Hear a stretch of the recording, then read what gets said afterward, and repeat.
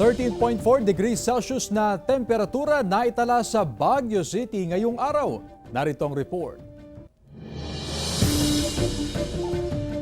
Bumagsak sa 13.4 degrees Celsius ang temperatura sa Baguio City ngayong araw. Sa kabila nito, wala pa namang naitatalang frost o andap sa ibang lugar. Kung umiiral po natin na northeast monsoon, Christmas season, alam naman natin pag Christmas season is malamig. Ramdam na rin maging ng mga taga-Kalasyaw ang malamig na temperatura lalo na sa madaling araw at gabi. Kanya-kanya rin daw silang paraan para maibsan ang lamig.